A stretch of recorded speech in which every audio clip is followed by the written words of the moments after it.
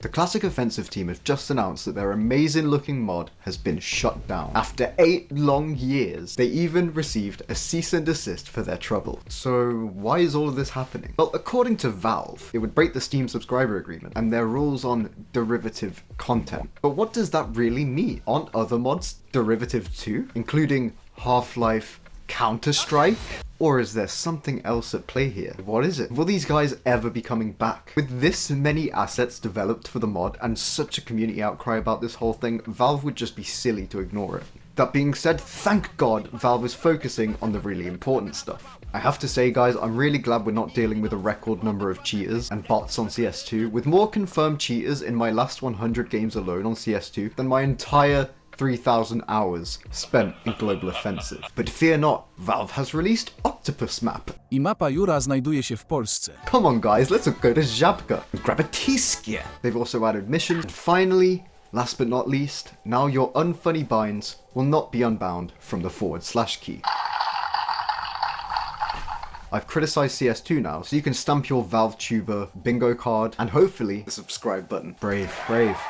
Going into this, my first thought was that I kind of realized a few of my friends were saying they were going to switch from CS2 to Classic Offensive, mostly the ones that couldn't aim for shit. If competitive games are willing to remove bits and pieces of content and modes just to funnel you into the main playlist, is this not kind of the same thing, just on a much bigger scale? This rabbit hole is pretty deep, but we're going to get through it quickly, starting with a very quick timeline to give everyone here context. By 2016, CSCO was already ranked #1 on ModDB. That is mental, considering how much other stuff is on there. Just months later in early 2017, 3Clicks Philip, who I was technically in a video with last year, greetings, hi, the War Owl greets you, and all 3 tons of Anomaly made videos about the mod, and it already looked pretty promising. In January 2017, the mod's popularity continued to fly. Its greenlight page was #1. Faceit even had a lobby page for it, and well, Valve got in touch and said, please take Counter-Strike out of the title. No big deal, because just off the top of my head, I can remember they did the same thing with Black Mesa, which used to be called Black Mesa Sauce, until Valve asked for no sauce, like me at McDonald's before I discovered lettuce. And what we've seen between then and now has just been a continuous improvement, iterations and fixes, really just all the good signs of a good faith developer, which only makes what happened sting that little bit more, considering anyone can just make Turk Simulator 2025, never update it, and sell it at different prices depending on the customer. For you, my friend, 300,000 lira. For you, my friend, free. And can still probably afford a G-Wagon despite providing little to no value to the customer. This, my friends, is the dream, and I am simply jealous. It is, however, worth mentioning that during this period, they did have a couple of real issues, where CSGO updates would break the mod. Team members would come and go, leading to some slow periods and some fast periods. But cool things happened too, like Crowbar Collective, the people behind Black Mesa, letting them use assets for the mod. Love to see modders working together. In light of CSGO updates occasionally breaking the mod, they would then request a license code for the CSGO branch of Source, only to be denied. They tried again when CS2 replaced CSGO. Denied? Denied. Not even denied, just kinda left on red like 10-year-old me when I messaged Tom Syndicate about the release of Ascension. This was before the Gamba fiasco. I like to think that Valve's actions here are kind of foreshadowing the outcome, and that leaves us in sort of the last 12 months. We've all seen the trailers and stuff, and it's a beautiful looking mod. I was really looking forward to this huge community it was no doubt going to foster. I really feel like it was going to change everything for a whole new generation. And I'm also just a really big fan of that halfway point between new and old. It's probably one of the reasons I like Repo. Right, we're killing a duck now. It's got character, but it could all be for nothing because in January 2025, close to full release date, the mod card was taken down, disappearing from Steamworks. I cannot imagine the pit I would have in my stomach, man. First, there was no indication as to why, but soon TF2's source code was released. Another high effort move from Valve. Though I'm happy they did that for the sake of the game. With the release of this source code came a change in mod and game distribution guidelines. In March, that is 2 whole months after the initial removal happened, the team was eventually informed their work may be violating the Steam subscriber agreement. These guys worked for 8 solid years, diligently updating the whole thing. I cannot imagine the amount of sleepless nights, only for something in the end to come and just get them, render the whole thing null and void. But is that exactly what happened? Well, of course not, otherwise there wouldn't be a video, would there?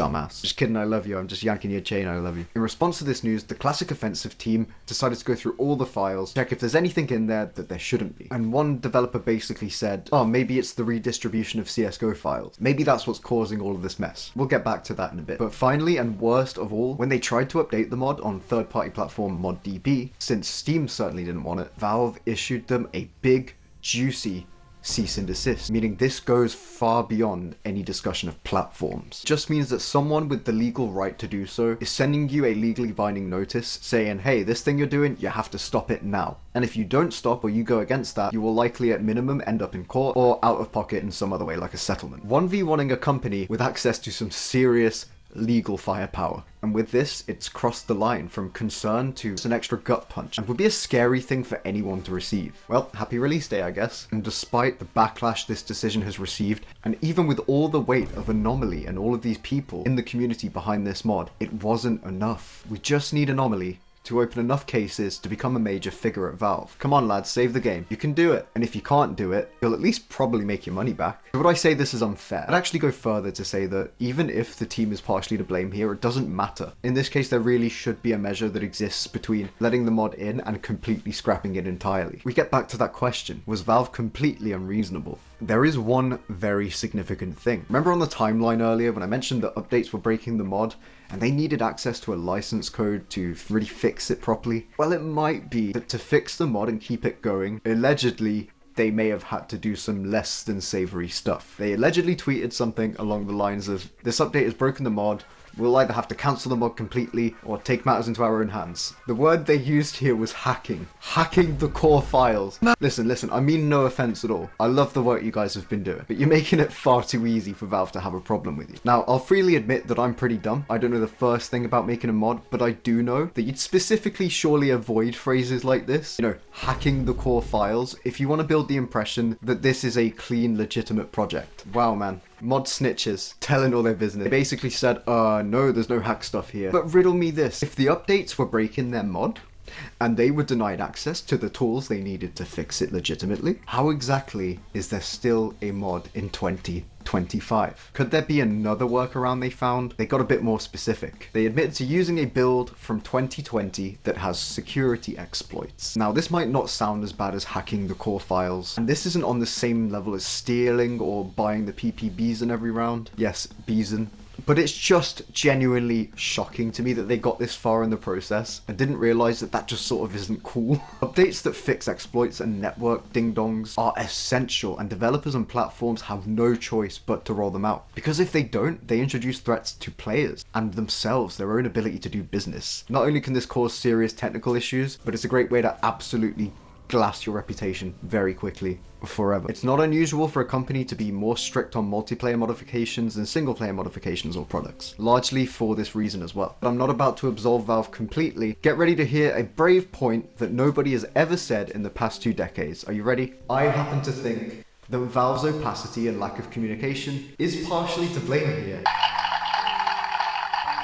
But if you endorse a product by letting it through, especially such a high-profile project that rivals the release of a new Valve title, I think you should really make an effort, just be a bit clear and inspire confidence. I just can't think of a reason not to. Even though the developers of this mod should not have allegedly dicked around with those files, I just don't see cheating, untrustworthy liars here. At least not entirely. I see a passionate team of people that have been around since CS's inception, making a bit of a stupid decision because of that passion, and in the end, doing what they clearly felt they had to do. Would I recommend it? Hell no. It's just a frustrating situation all around. I do, however, think they should have waited on some sort of confirmation from Valve that the team was going to be able to access the things they might need before it became a problem like it did. But I feel like they just thought it was a done deal. At the very least, Valve could have taken a different course of action at that time instead of just kind of ignoring them. They can't keep getting away with it. I love Valve. I love what they do. I mostly love what they stand for. If I was doing this for money, I'd be covering Valorant, but this mystique that they've created, is it worth it for the epic goosebumps we get when they surprise drop a trailer on us once in a blue moon? Or is it just asking for situations like these, regardless of who's right and who's wrong? Even Gooseman himself, one of the founding creators of CS, that's to say a big name, is unhappy with Valve's behavior here. And while I've tried to be a bit more objective and consider the modders as well, in the end I just think the responsibility for creating a modder-friendly, transparent, mutually beneficial platform lies with the billion-dollar corporation. But hey, maybe that's just me. Sorry guys, this keeps happening. I do not drink more than 1 Red Bull in a day. Valve. I am but a lowly green YouTuber, but I beseech thee, this team of modders is really not that different from the people you've relied on, promoted, or otherwise been involved with for years. Valve, I'm gonna say it. This isn't you. As a wise man once said, Walter, you need to do more half measures, Walter. You're going too far, Walter. Come on, Walter. okay, bye.